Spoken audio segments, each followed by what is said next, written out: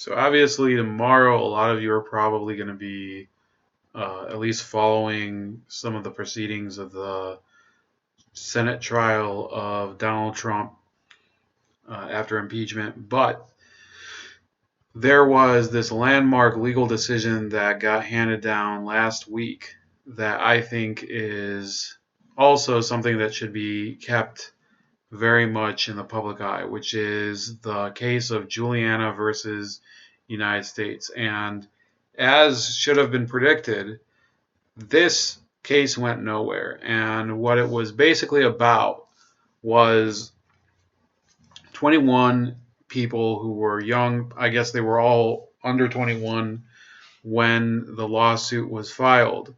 We're suing the U.S. government for its inaction over climate change, claiming that it was damaging their prospect for a healthy future. But the truth is that this legal case had zero standing. If you look at the faces of the people who were selected for this, and I do believe that they're selected, it's pretty clear that this was like some sort of episode of Degrassi. They picked people basically because they fit different colors. You know, there's a kid with an afro, there's a girl with an afro, there's this person who, if you remember in my Federalist article, actually I'll pull it up. You can actually see this. This is a person with very ambiguous gender.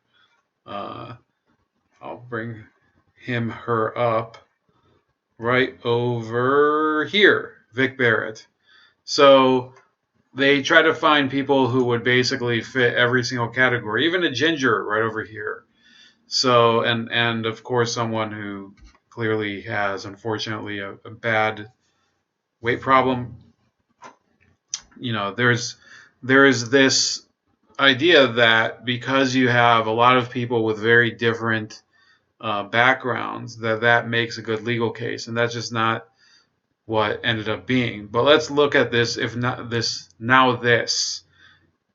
video from back in 2019, last February, almost a year ago, where they were looking at this as some sort of glorious crusade. We are the Juliana plaintiffs. We're the Juliana plaintiffs. We are the Juliana plaintiffs. We're the Juliana plaintiffs. We are 21 young people from across the U.S. New York, Alaska, Oregon, Colorado, Pennsylvania, Louisiana, Washington, the Navajo Nation in Arizona. We know that climate change is the greatest threat to our generation. And we wanted to do something about it.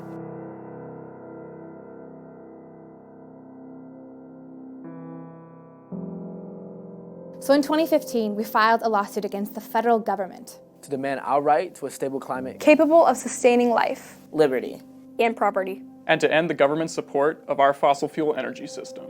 People told us that it was hopeless. They said we could never win. And then we started winning. So notice what they consider winning. They consider winning not having the lawsuit dismissed. Court after court has agreed that we have a right to present our case at trial. The district court, the appeals court, even the Supreme Court, twice. But the government is still trying to silence us, to shut us down, to deny us our chance to testify about the harm that climate change is doing right now. To our homes, our farms, our cities, our forests, our oceans, our health, our economic opportunity, and our lives. And now we need your help. We need you to join Juliana, to stand with us, to fight with us. Go to joinjuliana.org and add your name to the Youth Amicus Brief in support of the Juliana plaintiffs. Show the court that we're watching. Our whole generation. We know what it feels like to have our individual voices feel small. But together our voices are strong. So look, I guess back when I was 16 or 17, the only cause I really was dedicated to was getting more Corona. That's all I cared about. I'd just find some money and pay some older kids for more Corona. And that was my great cause in life. And I don't regret a minute of it. And these people, I guess, have a higher calling than that. And that's fine. But that's not what the legal system is about. None of them could really indicate, at least not in the video, why they were personally injured more by the climate crisis than anyone else. And why is it, if you really think about it, that young people have a greater right to be objecting to climate emergencies than, let's say, senior citizens, right? If they were affected by climate change as well, I mean, isn't it just as much of a problem for them? But I guess, we could conjecture here all day. Long story short, it was tossed out by federal court. This is by EchoWatch, and it says, where is the hope after Juliana versus United States lawsuit gets tossed by federal court? An appeals court tossed out the landmark youth climate lawsuit, Juliana versus United States, Friday, arguing that the courts are not the place to resolve the climate crisis. The three-judge panel on the Ninth Circuit Court of Appeals agreed with the 21 young plaintiffs that the U.S. government had actively contributed to climate change by supporting a fossil fuel-based economy, and that the young people had been injured by its actions, the Guardian explained. However, the majority ruled that the courts did not have the power to order a plan for government action to address the climate crisis, as the 12 to 23-year-old plaintiffs had requested. Reluctantly, we conclude that such relief is beyond our constitutional power, Judge Andrew D. Hurwitz wrote in the court's opinion. Rather, the plaintiff's impressive case for redress must be presented to the political branches of government. Okay? Not the judicial branch of the government.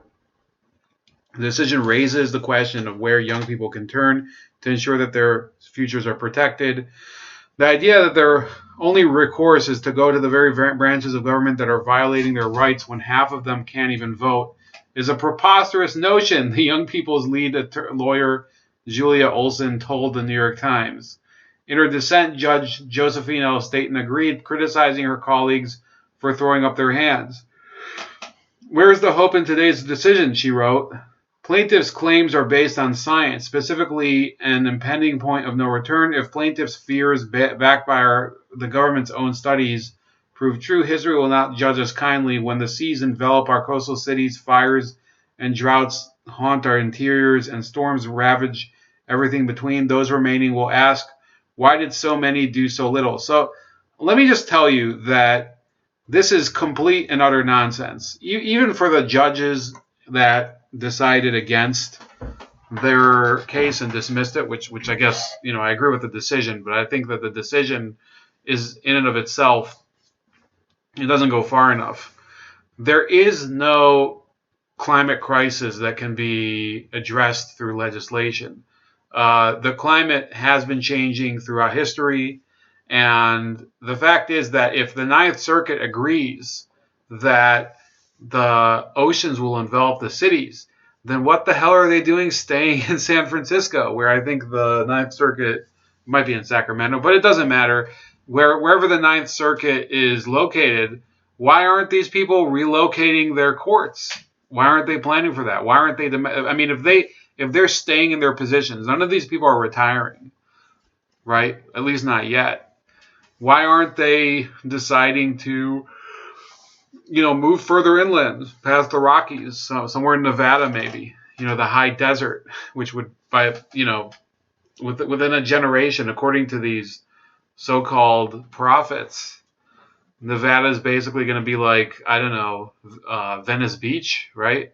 So yes, it's a tremendous joke. I don't believe for a minute any of the climate change propaganda. Obviously, I'm not denying that there are issues with contamination of the oceans, air pollution, even some of this 5G stuff I haven't really read into, but it's certainly worrying. But no, I don't think that the climate is presenting a fatal risk to future generations of humanity, at least not right now, and not because of fossil fuels, because the truth is that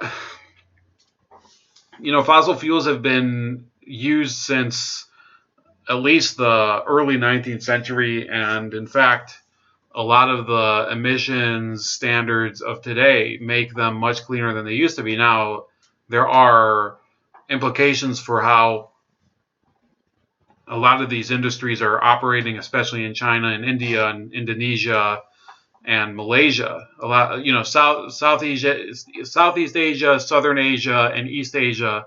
Those are the parts of the world where pollution is at its worst right now, and they're going to have to get better. And I hope that they do, because I don't want to see a lot of these people. I think one of the reasons that we have this new, whatever they call it, the Corinthian flu. Let me see what it's called. I don't want to sound like a moron.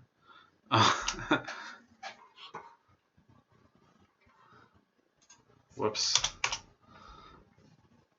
Coronavirus. Sorry. So we started talking about corona, and now we're back to coronavirus. See, it's simple fate.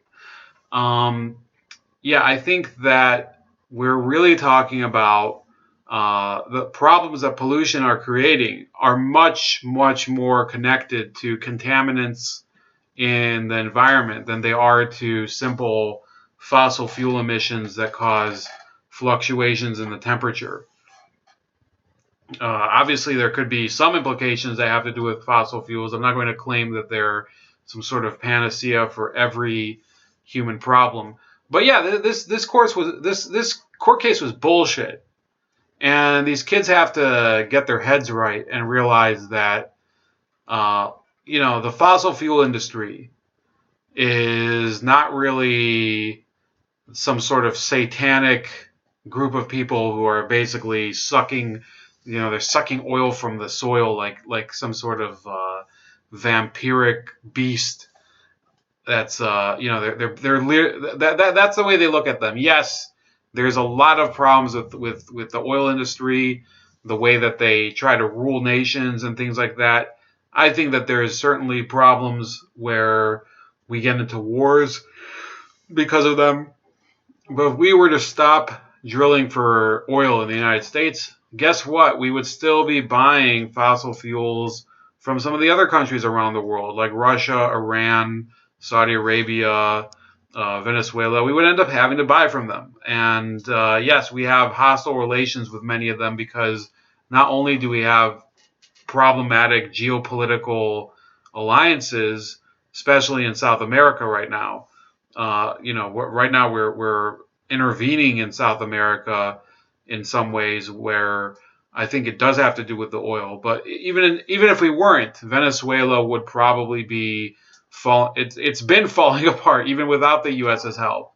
So no, I think that the fossil fuel industry, we can blame them for a lot of things, but you can't blame them for everything. And certainly not for the climate and not for literally every conflict in the world. Now, there are some conflicts where it totally makes sense, but not places like Kashmir, not places like Armenia. Sure, there could be fossil fuel implications, but something important to remember, and with this I think I'll close, the two judges that were ruling against them, that ruled to dismiss the case, were Mary Helen Murguia and Andrew D. Hurwitz, both Ninth Circuit judges on the Court of Appeals that voted that they were placed there by Barack Obama. So this isn't some issue of the Trump administration basically smothering the case. This is an issue of even justices or judges of the courts who are considered relatively liberal. They don't see the merit in this case. So no, they're trying to do the same thing that they did with gay marriage. Basically, the public is not interested in this activism. So the activists decide that they're going to do it through the courts because they can't do it through the ballot box. That's what they did with gay marriage. It was wrong then, and it's wrong now. Luckily today, these judges decided, or whenever this case was, I think it was last week it was ruled. But in any case, credit to them. I mean, I disagree with their opinion on climate change, but I agree with their legal opinion on the case. So that's about it. Please like, share, and subscribe. Also subscribe to me on BitChute and Minds.com, as well as Subscribestar if you want to donate. All of those are with the hashtag Chef Leopard, or sorry, the handle at Chef Leopard. And you can find me on Gab at Starscream85. I'll see you later.